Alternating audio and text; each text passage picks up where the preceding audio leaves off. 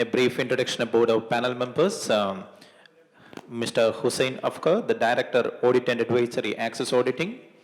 He is the Director, Audit and Advisory for Access Auditing from 2011 until now, more than 8 years. Head of Auditing and Advisory includes external and internal audit, forensic audit, business valuation, feasibility study, due diligence, and cost management advisory. And he is a founder and CEO of Accounsult. Is based in Colombo, Sri Lanka, is a business financial advisory, trade and investment advisory services, and he is the director of the Sri Lanka Business Council from 2015. It's an organization present in Dubai since 1991, registered with Dubai Chamber of Commerce and its link with Sri Lankan Consulate, Dubai. Most welcome, Mr. Hussein Afkar, the director, Audit and Advisory, Access Auditing. And also joining with us for the panel, Mr. Pradeep Chandra. He's a senior banker with over 35 years of experience. He has worked in reputed international and local banks, including HSBC, Standard Chartered, and Credit Suisse. His fields of expertise covers investment banking, global markets, and private banking. He obtained his undergraduate degree in engineering and followed with MBA, both from renowned institutes. He's also a CFA charter holder. Most welcome, Pradeep Chandra. So thank you very much, sir. Thank you for joining us in the panel. Over to the moderator, Mr. Bhaskar Raj. Thank you, sir.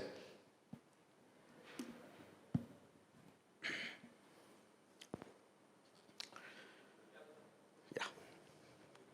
Good afternoon. Welcome back to another power practice session. We should say that. And lucky we have a very, very illustrious panel members with us. Those who have the hands-on experience as well as they know the market more than anyone of us. Thank you very much. Okay, our topic is think big. In the morning sessions and the previous sessions also we are talking about how SMEs, the status of the SMEs here, their contribution to the GDP, then what are the challenges they face, what are the opportunities they have, and what they should do to reach the potential. But now we are thinking much more than that, think big. What they should think big. We know that most of these smaller companies started some 25 years ago, 30 years ago, and later we find that especially the Fortune 500 companies were once smaller companies. How they grew to that stature, MNCs as well as transnationals. Whether we have the potential to do that, whether we have the SMEs have the ability to do that, whether they have the wherewithals are there. There are, but only thing that they need some vision, and our panel members will now be discussing these points, how they should think big, whether is it possible to reach that level. Okay, there are certain limitations were there, but more than the limitations, what they should be doing is that the one single factor which should be driving them is the vision, to grow big, to grow beyond their borders, but with some ethics and a vision to actually contribute to the national economy.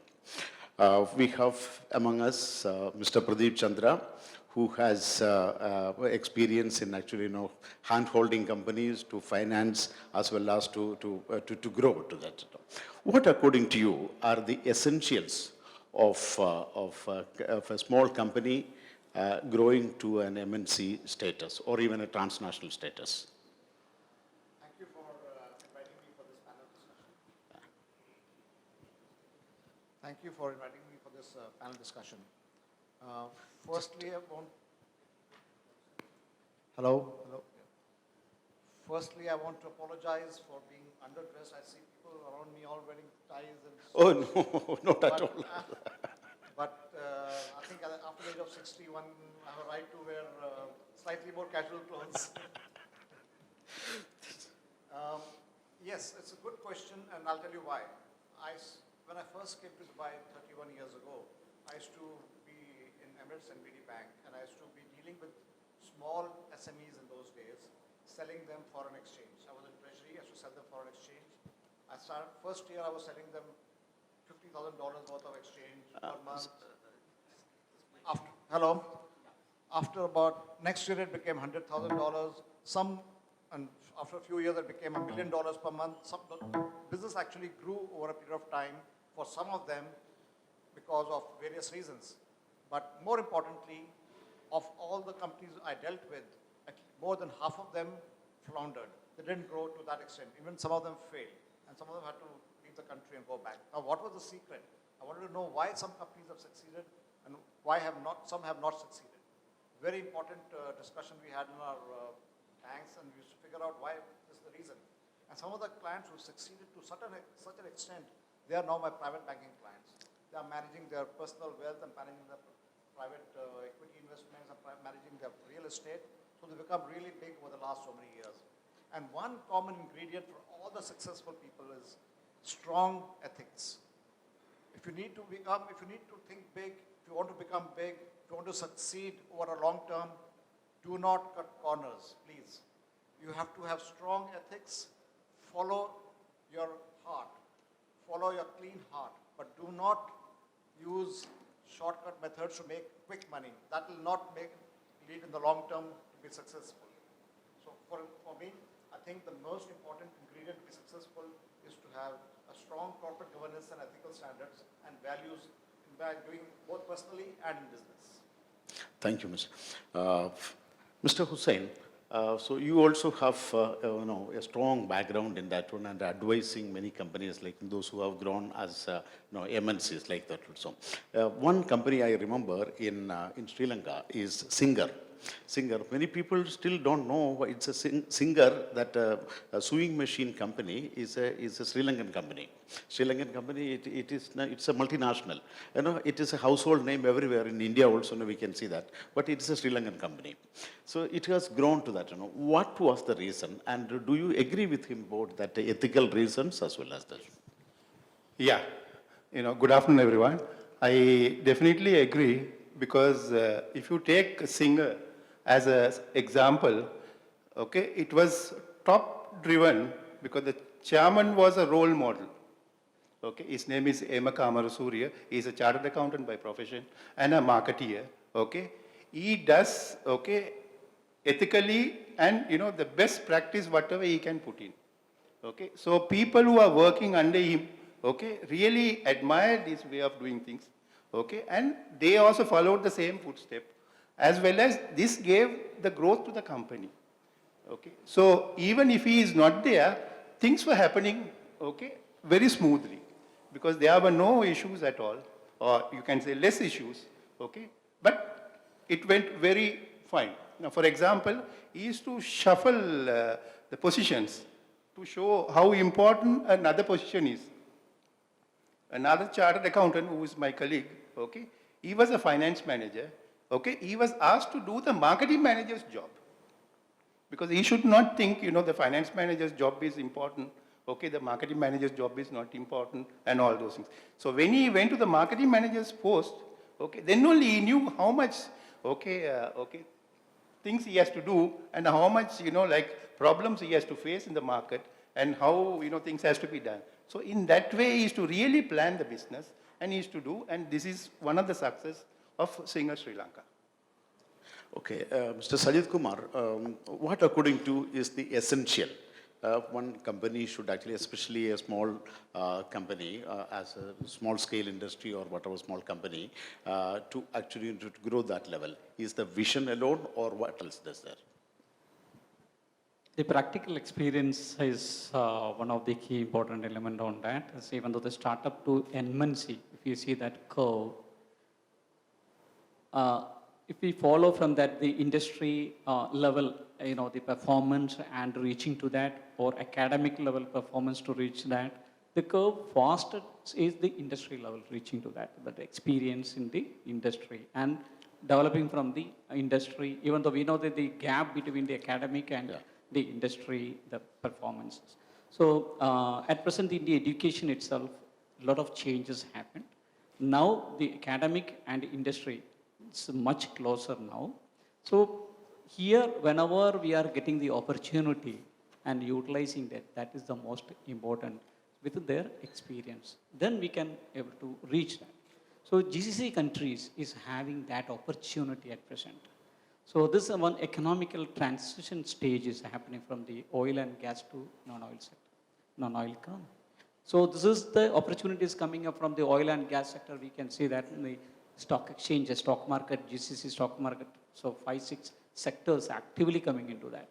But non-oil sector like Indian market, just see that 36 plus sectors are there performing very well. So that opportunities are coming up. So having the updates from the market or new things, the knowledge, creating the knowledge from the industry, that is most important. If we can, if we are starting with the startup also, this is the time where we can reach to the MNC level. Okay, Mr. Pradeep Chandra, what you say is that here we find that companies start a smaller in a startup company or something like that now. They sometimes deviate from their core, what's called the qualification, core business, and sometimes they enter other markets. Sometimes a kind of a diversification. Very, very, very foolishly they do that. And also at the same time we find that if a company is successful, they make money, surplus is there. Usually there is a tendency to siphon off the profit or the surplus to other unproductive businesses, rather than having a vision to grow and to fund those expansion plans. What is guiding? Is it a lack of corporate governance or is it some other principles? Yes, you're right. It is a lack of, let's say, corporate governance. And that reminds me of one saying that if you give too much power to somebody, they will take wrong decisions. And that works for companies, that works for SMEs, that works for large companies, that works for governments, that works for countries. So democratic decision making is very, very important. The moment you have a promoter, and most SMEs are being run by promoters, individual promoters, they don't have any restrictions on decision making. They have their own, they don't listen. Some gut feeling sometimes. They have gut feeling. As a result, they spot an opportunity. They think it's going to be the next big thing. They forget about their core business and invest a lot of their money into that new so-called opportunity. But they don't realize they don't have the skills, the wherewithal, or even the required capital to invest in the new opportunities. And the new opportunities are generally quite speculative. And when there are speculative investments made, it can lead to substantial erosion of wealth. And that destroys the growth potential of their existing core business.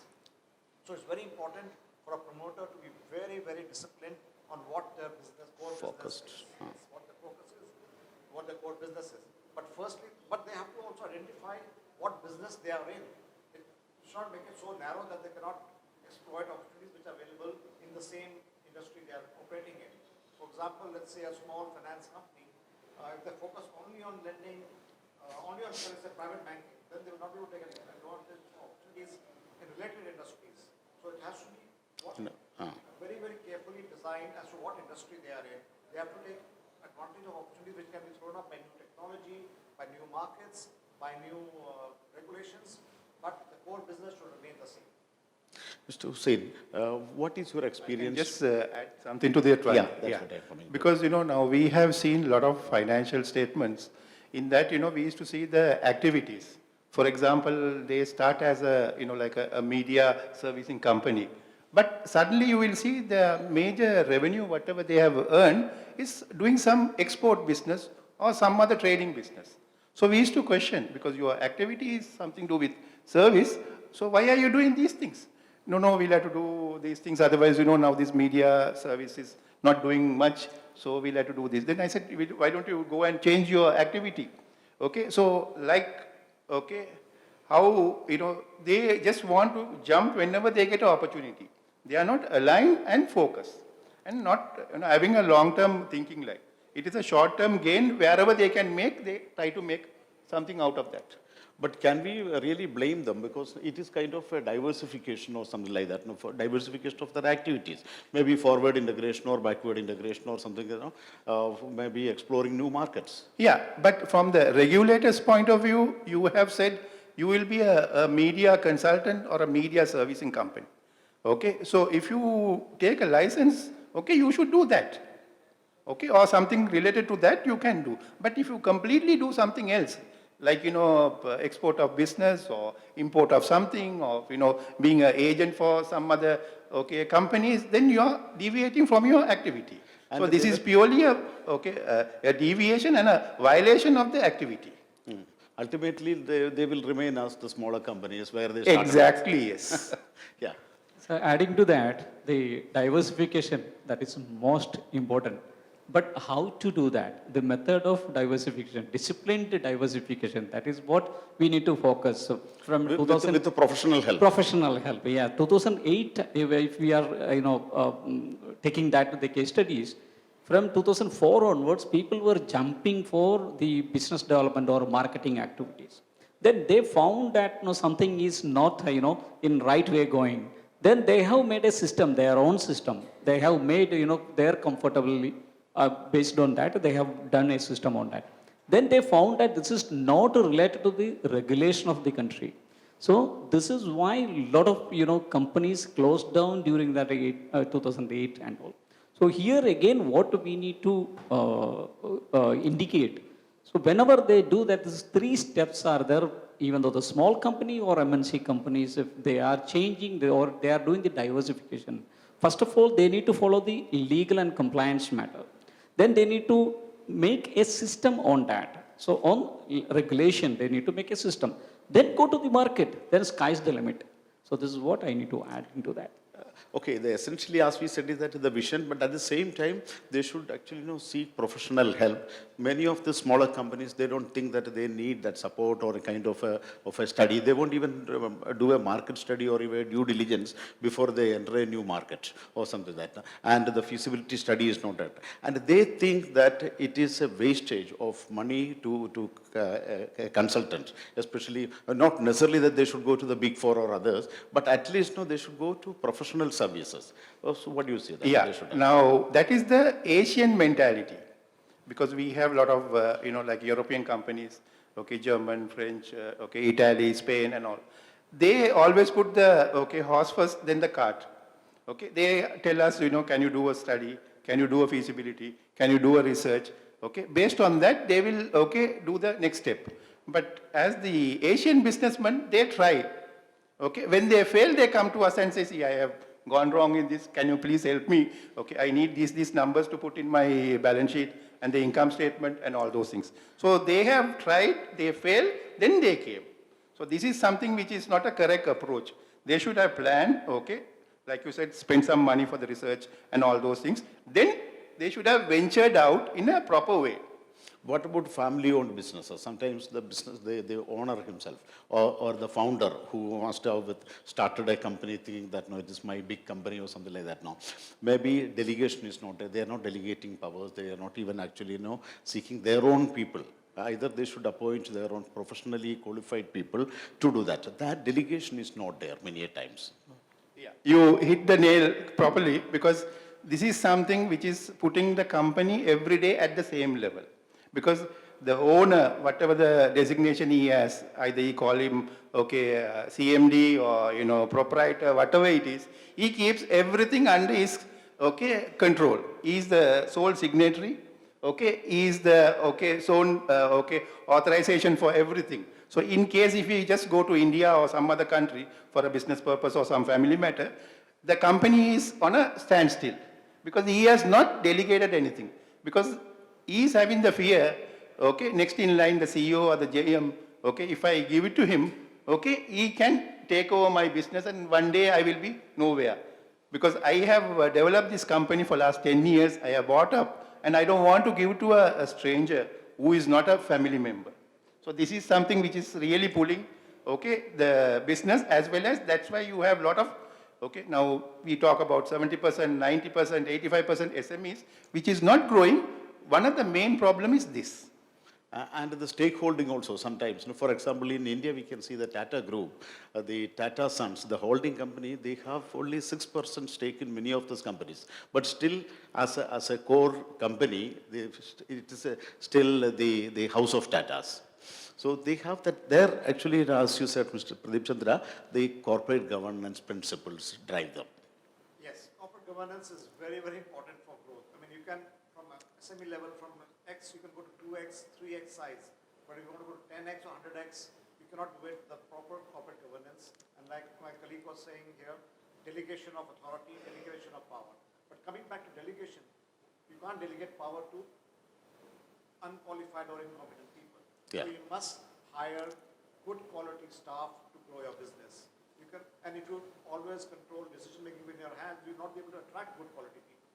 So to attract good quality people, you must start delegating, and and it's a chicken and eggs position.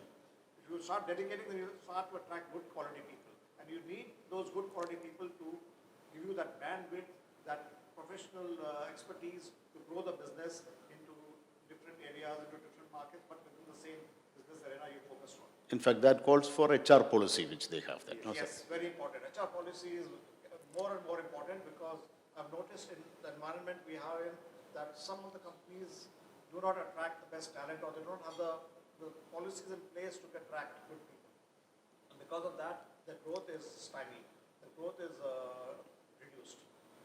I'll just add something to that, because there are people who have joined on a professional level and they have seen how the things are happening inside the company. Then they used to see, this is not the company I want to work. So what they do is they make a personal decision and they exit. This is another problem with the SMEs. So you have to not only attract but also retain. Yeah, that's, many companies, multinational companies, when they lose a good candidate, a senior employee or something like that, no, there used to be an exit interview. Exit interview. They will ask, why you are leaving this company. Is there any reason? Or is just because your line manager is not giving your life miserable or something like that? No. So then they actually, all well-meaning companies should be doing that. So HR policy is the core of that one. So that's another thing. Okay, then can you show me some examples of those companies, local companies who have grown to this stature?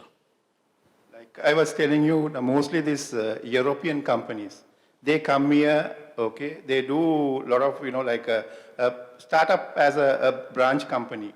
They don't come up with the full operation. They just come to a place like DMCC, take a license. They have a small office. Then they venture out everything and see there's a potential here. Then they, gradually bring their staff expertise, from the Europe, and get the other support staff and everyone from the, Asian continent. This is how they are doing. So we have seen a lot of, especially the European setup, they do it in a way very systematically, say like, 3 to 5 years time, either they grow or they exit from here. Okay, as you said, you have been advising these companies. Yeah.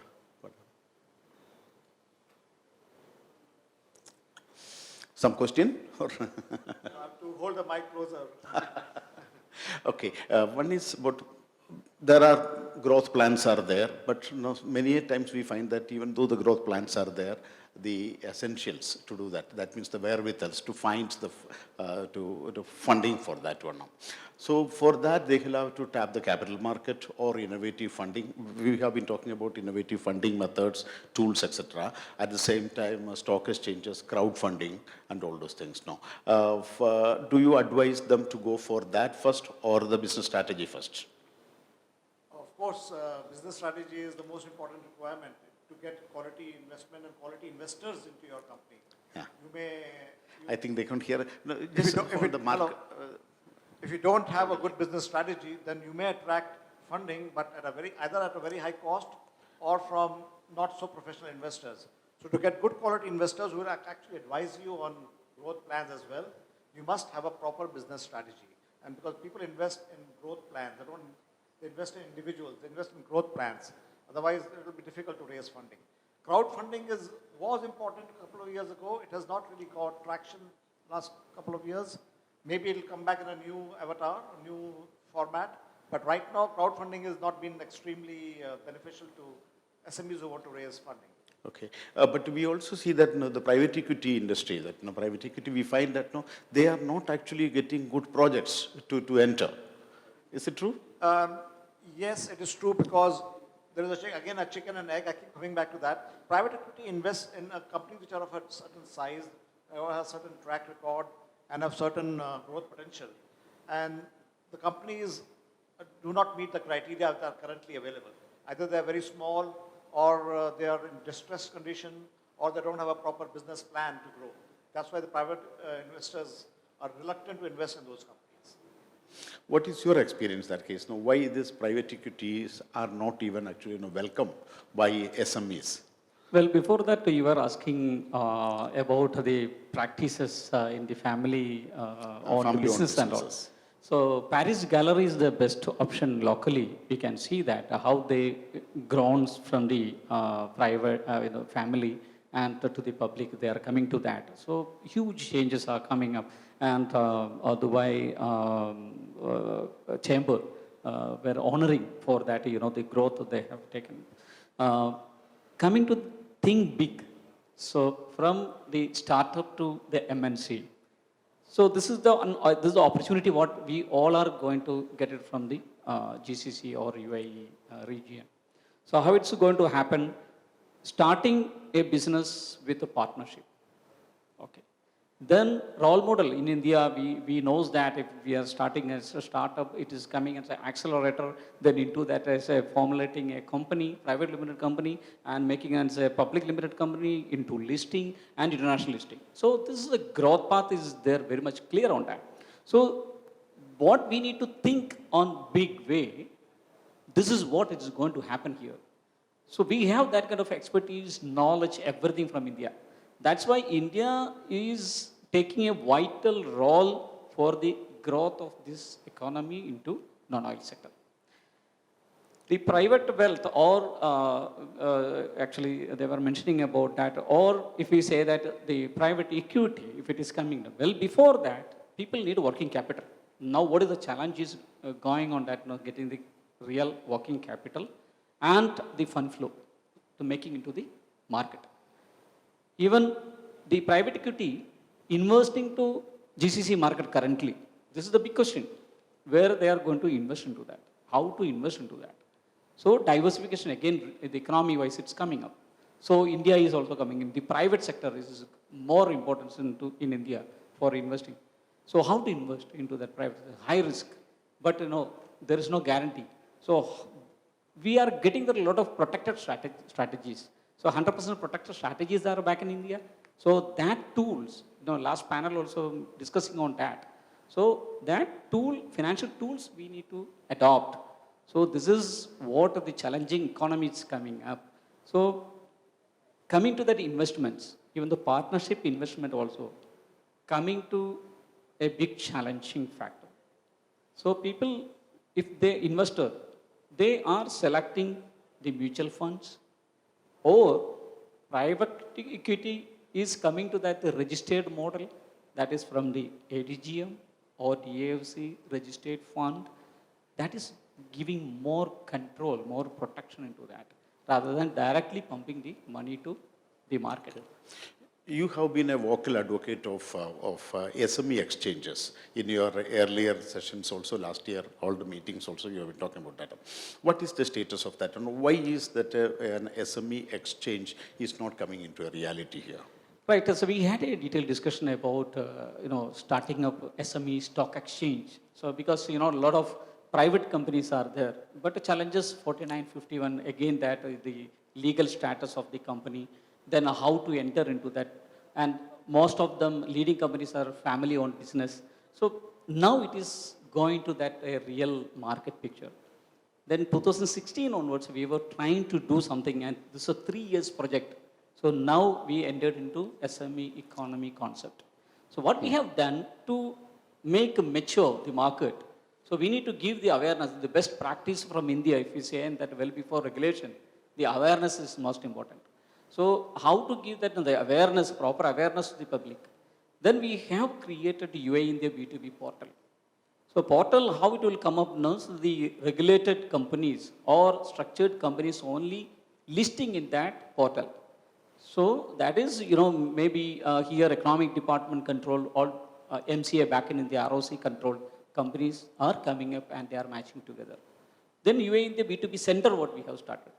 Third, we have started UAE India Business Festival. This is the third year. So 2 years completed for giving the setup, awareness, everything to the public. Then only this year, we have launched SME Economy Platform. So SME Economy Platform, we have adopted the concept of where back in US or Europe, they have adopted in 2008, the financial downturn, global financial downturn happened. They have taken the crowdfunding strategy and SME empowerment for strengthening their GDP. The same concept we have studied, and our team worked on that, and in a redefined model. So we have started this SME economy.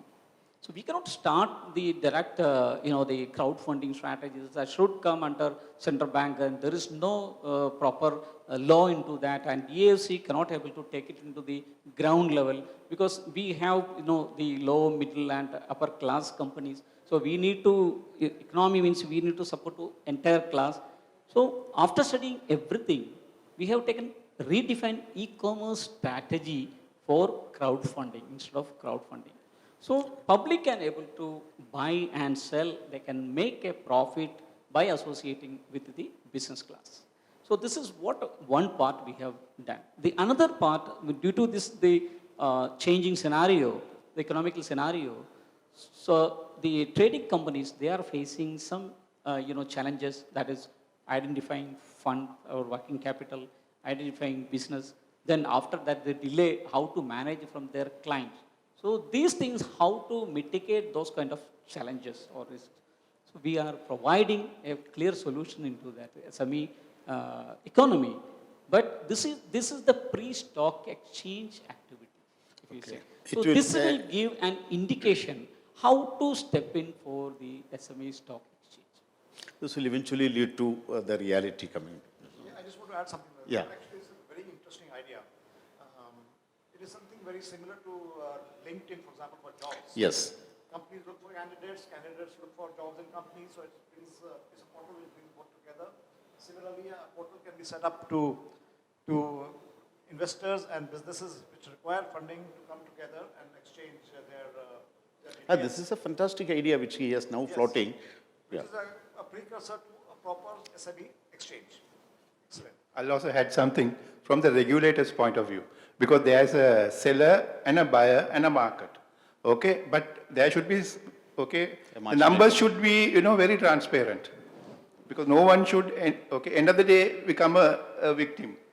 Because otherwise, the seller will put some numbers, based on that, the buyer will buy, but when he really see, the numbers are not correct, so this is something which the regulation point of view, the auditing and all those things has to be properly done, and it has to be a mandatory requirement. That makes the importance of CA firms, their ethical standards should start from the CA firms themselves. They should be strong enough to give accurate and proper numbers. We've seen instances where some of the firms have been less than accurate about their audited balance sheets, but in India and elsewhere as well. Of course, you so cannot the, actually so the responsibility is also on the CA firms who do the auditing to make sure the numbers projected for the public are correct. The statutory auditing is no more mandatory here. It Auditing. depends on the, there is a article, in the commercial companies law, but it is not really enforced. But if you take certain free zones, they enforce that one. Now, especially DMCC, they have a deadline. Now, if it is 31st December, by 31st March, you should give, Otherwise, your portal will have a 5,000 fine, and you will have a problem for your renewal of license. Same thing with Jebel Ali free zone, Dubai airport free zones, and all those things. But the mainland is little bit, relaxed. Still, they are not enforced a very tight-fisted, way of implementing. But one good thing is that after the implementation of VAT, it has almost become by de facto important for them to actually have an audited report. Yes, because what happened is now, although the other laws are not, enforced so much, the VAT law, prior to that, there was a tax procedures law was there. Everyone has to maintain proper set of books. Everyone has to keep all the record, whether you pay VAT or not, it is mandatory, and all those things were there. So therefore, it has started in a very, to say that, up to that point, it was more of a under-regulated. Now with the VAT law, as well as prior to that, the tax procedures law, number 7 of 2017, that has given a bit of a, tight regulatory requirement. Now we have seen a lot of people have been fined. They say we don't have to pay VAT, therefore we didn't keep. They say, no, that is not the requirement. Whether you pay VAT or not is not requirement. As per the procedures law, you should maintain the record. We will come and check and we will say whether you are supposed to pay or not supposed to pay.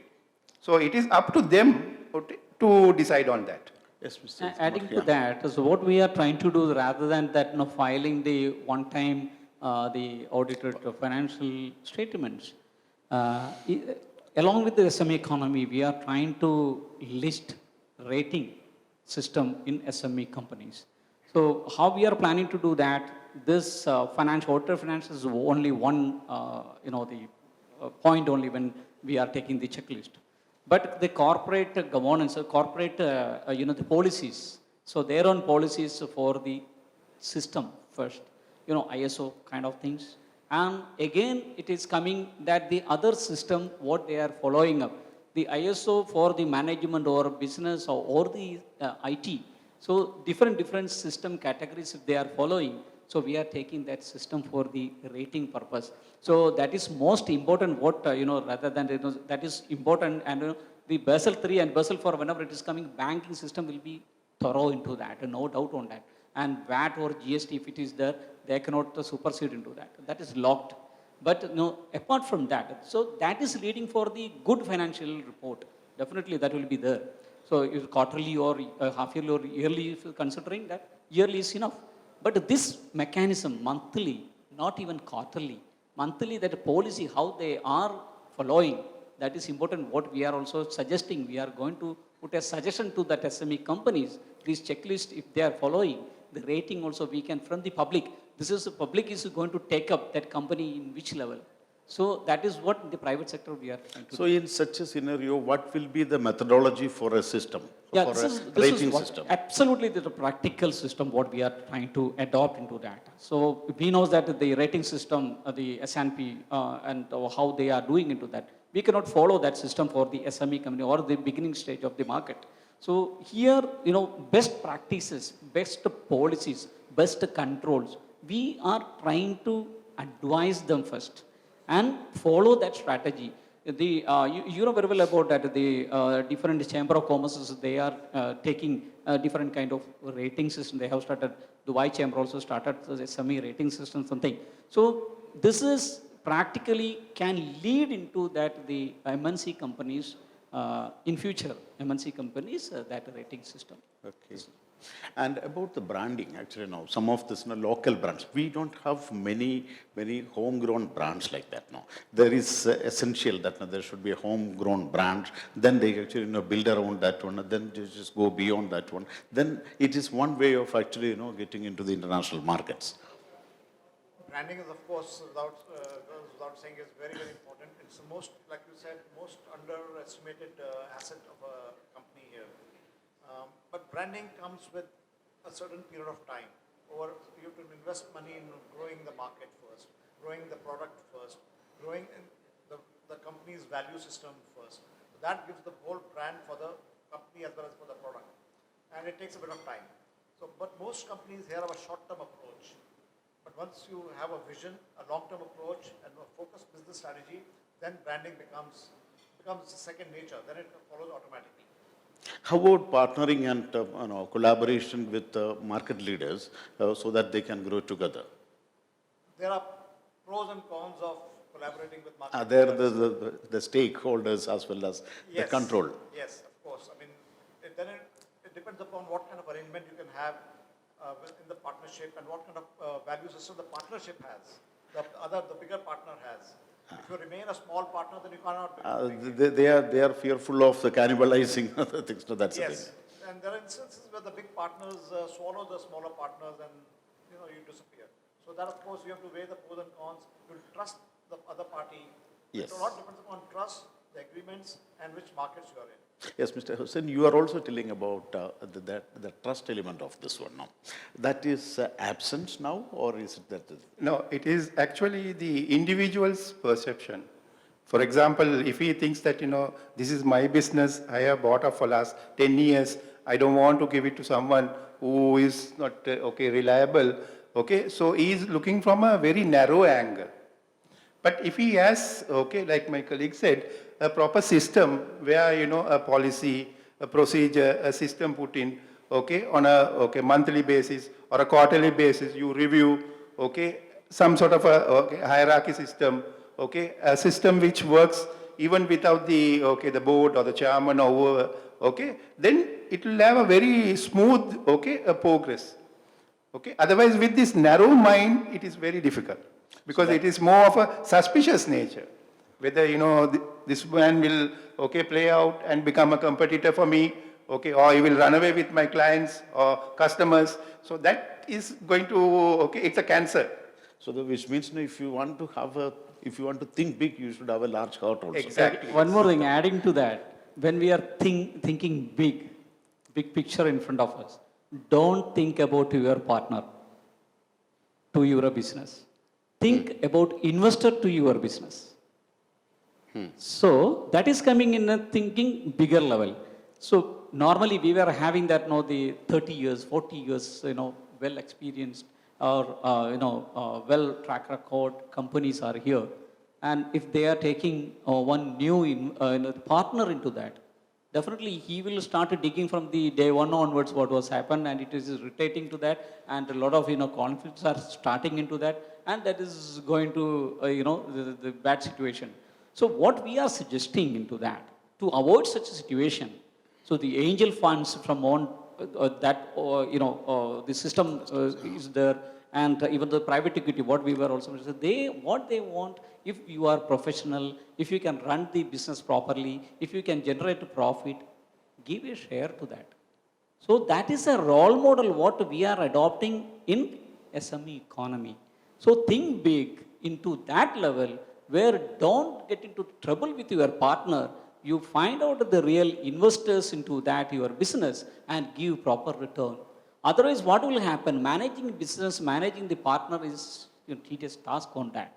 So this is what I have to think big into that. I'll also just add, something to that. There are businessmen, they think in a, way that, my business I will take only up to 10 or 20 years. After that, I will sell off. Okay, so yesterday we had a discussion in Capital Club in the IFC, regarding the valuation. Okay, so we were discussing about 8 points, how to sell, when to sell, and how to value the the magic number and all those things. Then finally, one person came up and said, "Hey, you missed one important point. What if we die in the business without doing anything? Because he don't have any plan, to share with other one, to grow. He himself was thinking that, after 10 years I will sell and I will take encash the money and I will walk out. On the 9th year, he passed away. But essentially, then companies are actually, body corporates. It is actually an individual corporate. Most SMEs would be single man, one man shows. Huh. So there they have a problem like my colleague mentioned about The succession passing away, also, succession yeah. planning and all that. I have one solution for that. We offer something called key man insurance. If the key person of the company passes away and is insured for key man insurance, then the company's family members or the company's employees get a share of the insurance amount. So that can take care of eventualities where the main stakeholder prematurely passes away.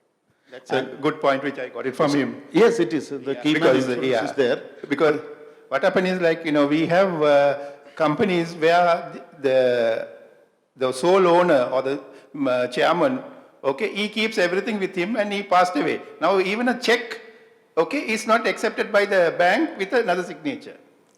And why essentially they are not doing is that because the premium for a key man insurance is very high.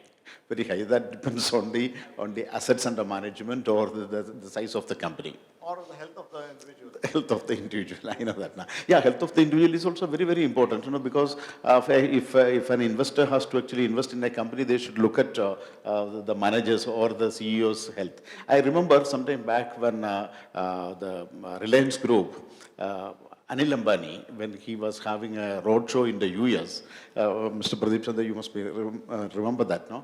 One of the investing companies, they said, how can an investor trust your company when you yourself is not fit?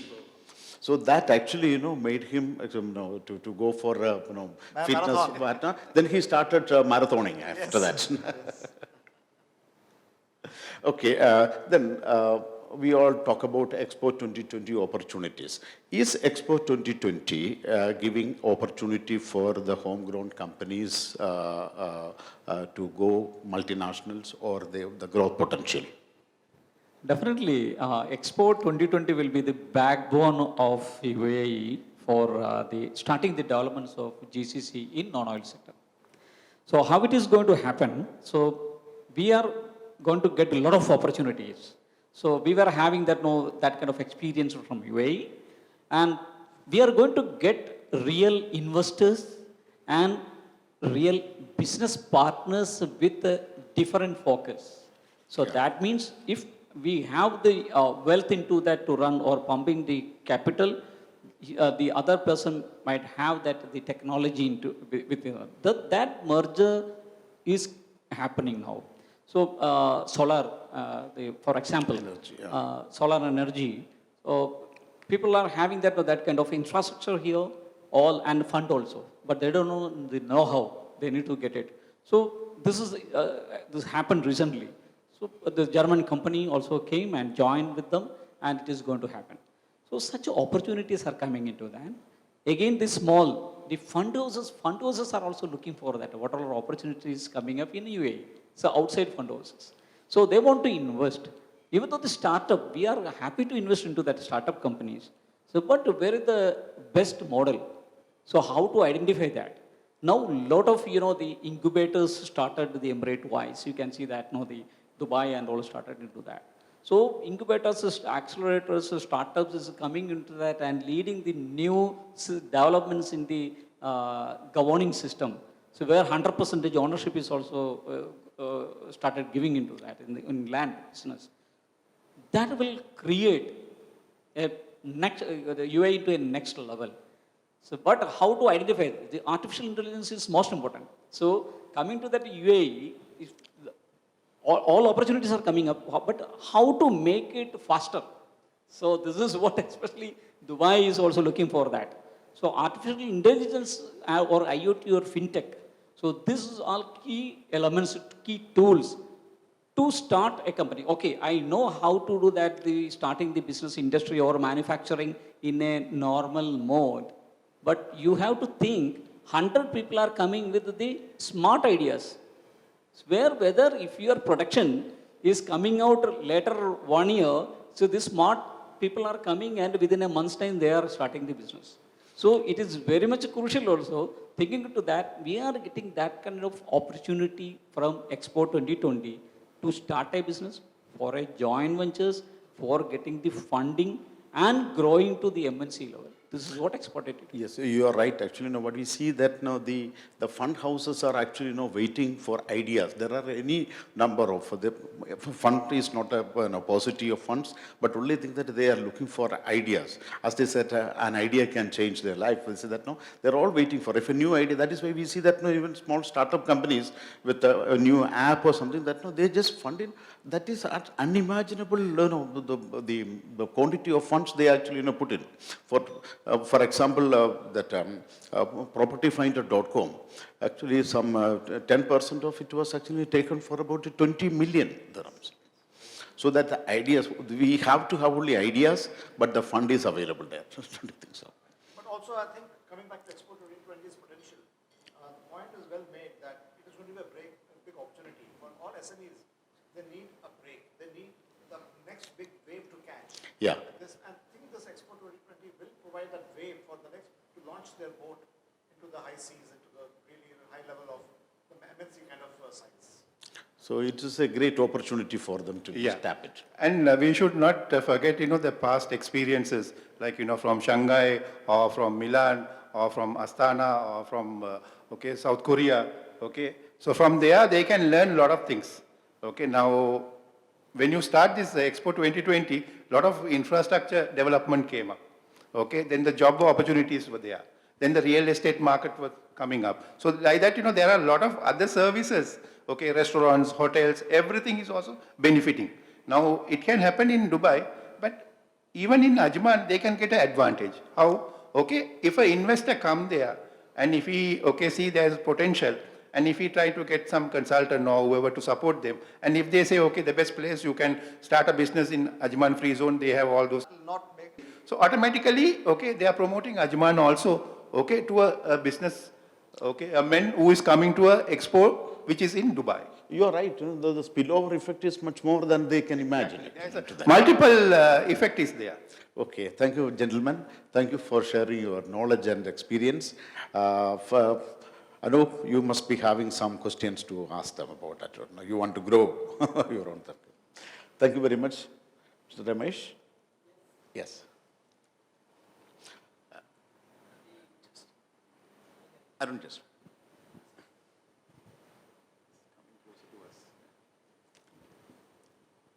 Yes, we can. The UAE government is predicting or forecasting that 25 million visitors are expected for the Expo 2020 over the 6 months. 6 it will months be running. period, yeah. Even assuming only 60% of that number comes true, that would be a good 15 million people. And somebody told me that even if 2% of those people who come here, I mean, almost everybody would fall in love with this country, the quality of life here, the infrastructure, the whole lot. But even if 2% decide to stay on permanently for the longer term, that's a good 300,000 people. And that would provide a great boost. Number one, relief for the real estate market. It's down in the dumps now, rental as well as resale. And consumer industry, retail would benefit to a great extent. What would be your take on that? Are these possible? Yeah, say like first thing is I don't want you to think in a pessimistic manner because we are in UAE. It can exceed 25 million. It was not pessimistic, actually, realistic he was telling No, about. because 25, okay, is a number which they have come up, okay, which they can easily achieve. Because now itself, Emirates Airline has come up with a wonderful plan. Every person who is passing Dubai, okay, will walk into the expo. Okay, so don't underestimate. It will be more than 25 million.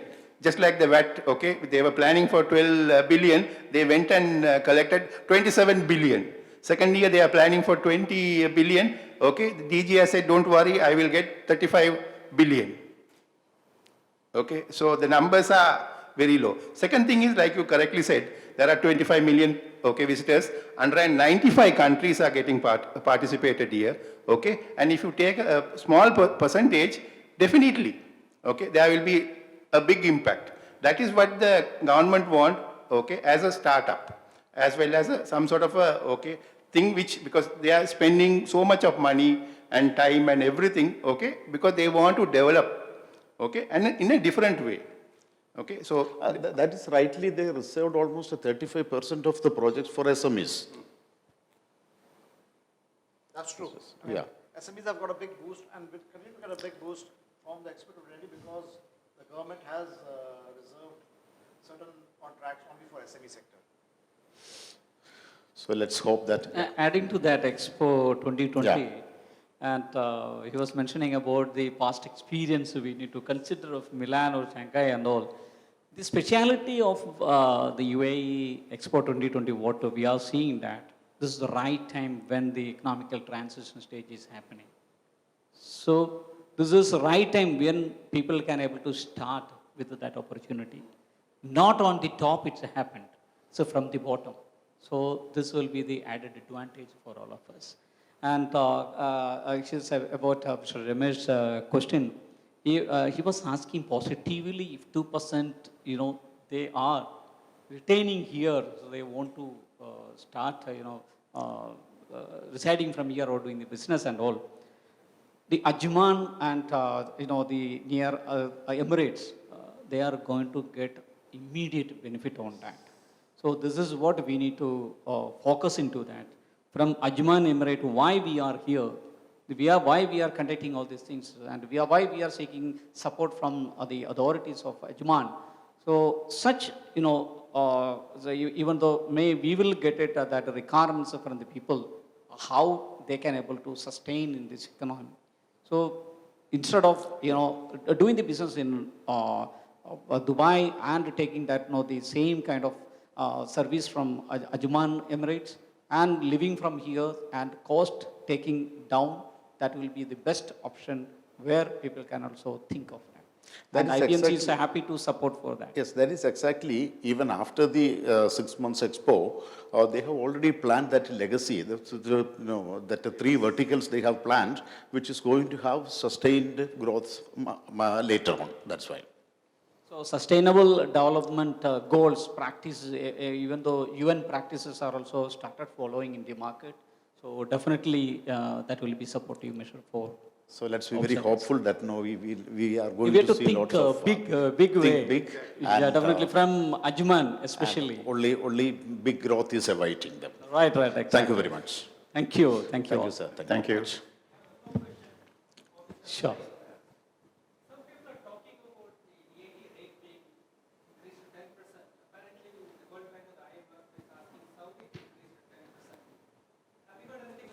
Yeah, so for the time being, the government has said no to that, but it can be 7.5%, not 10% at once, okay? Because they have a method of going step by step. Now, if you take the excise tax, okay, they started with the cigarette, carbonated drink, okay, and the energy drink. Now, after 2 years, they came back and said, we want to expand the horizon, okay, and we will catch all the sweetener added, okay, drinks and the dissolvables like Tang and all those things. Now after 2 years you can see they will slowly catch the chocolates. So this is a step-by-step method. So when it comes to the VAT also, they won't at once jump into 10.